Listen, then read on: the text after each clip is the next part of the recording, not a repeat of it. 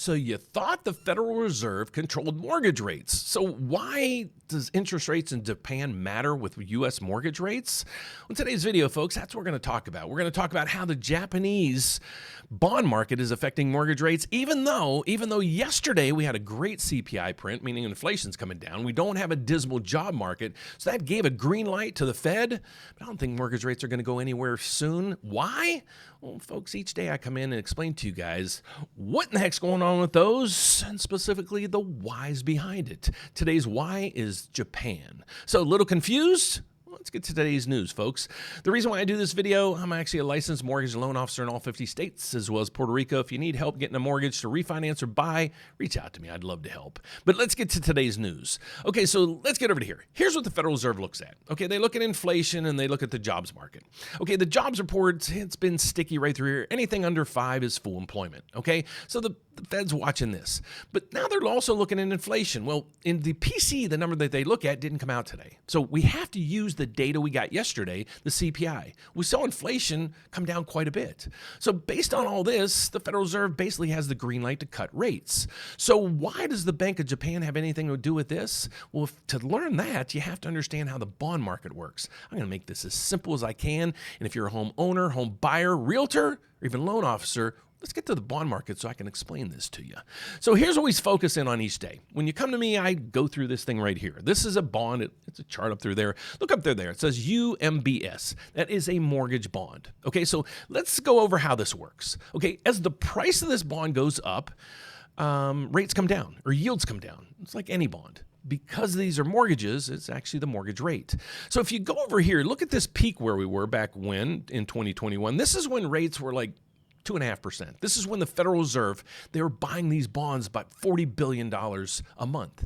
Well, as that investment's dried up and the Federal Reserve quit buying, you see this deteriorating. So this is the price of the bond. As it drops, because nobody's buying, mortgage rates go up until there's a buyer. Okay, so what's been happening is, this is the interesting thing. We go to Japan. Okay, so here's how all this works. You're going to start hearing the carry trade or the carry train's unwinding and the Bank of Japan. So here's what's happening behind the scenes. So hedge funds, billionaires, all these people go out there. And Japan's been known basically as the cheapest money in the world for years and decades. Okay, so here's how this works in its simplest terms. People in the U.S., they'll go over to Japan and trade in their dollars for yen. They take that yen and then they go down through here, and what do? They buy bonds. Most of the time they buy U.S. Treasuries, maybe mortgage-backed securities. Okay, so here's what you have to understand. The yen, when they're trading in their dollar, they're getting their yen basically for free. Let's say they're paying 0.1% to borrow the yen. Okay, so they're getting their money, their yen, at 0.1%, but then they're buying bonds at 4, 5, 6%. See that huge spread there? When you're talking billions, just a little spread is a lot of money. So here's what's happening.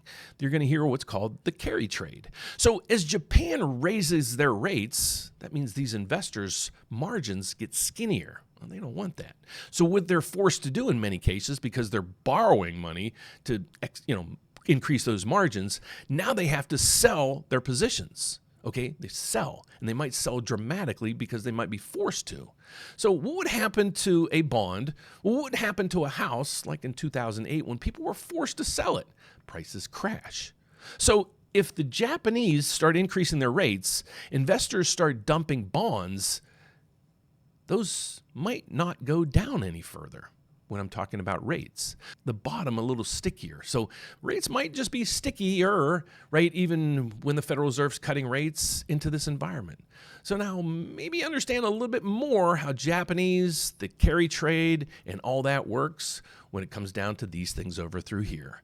So let's get over to this. Here's what we're seeing in the markets today. We have a bond market that is down 7 ticks. That's really not too much. Over the last 2 days, it's been down, but I've been telling you guys, don't fret all this, because if you look at a long term, it's basically just stagnant. Okay, so you go over through here. Please check out this blog that I posted. It's on our resource page. Down through here, hit blogs. There's a lot of tools here, folks, for you guys to use. Now, what you might be thinking is, what's the Federal Reserve going to do? And how's the Japanese thing all going to affect mortgage rates? Well, let's get to that, because if you're watching this, that's what you're most likely looking for. So in 40 days, the Federal Reserve, they're going to do something. They're not going to cut rates. They're probably going to sit on the sidelines. So if you're a homeowner, what do you do right now? If you're a home buyer, what should you do? Let me give you kind of two pieces of that puzzle. If you're a homeowner right now, I created a tool for you. It's called RateWatch 2.0. So take the frustrations out of trying to track the markets, getting multiple quotes. Here's my slogan, folks, and I'll tell you what I am and who. My name is Dan Frio. I'm actually a federally licensed mortgage loan officer. I'm licensed in all 50 states as well as Puerto Rico. I've been doing this for over 35 years. I'd love to help you. I work at a bank that provides me all these licenses. Here's the cool thing. The bank that I work at, they're ingenious. They're like, okay, when people call in, maybe we don't have the best rate. Maybe we don't have that program, but how can we find these things for them? Well, I've been in the broker environment for 30 years. So we all got together and like, okay, let's set up with other banks and lenders. So that's what we did. We're set up with now over 30 different banks, mortgage companies, credit unions. Let us do all the heavy work. And if you want to put your application in at a bunch of different places, please do so and have your credit pooled and get confused. Our slogan is this: one application, one credit pool. We're going to compare your loan with over 30 different lenders. How do we do that? You got to check out our videos. Every Wednesday, Alan and I come in. We explain to you guys how we do it. We actually pull the curtain behind the scenes, and we'll give you quotes right there on the scene. So check out our website over through here, but let's get back through these things.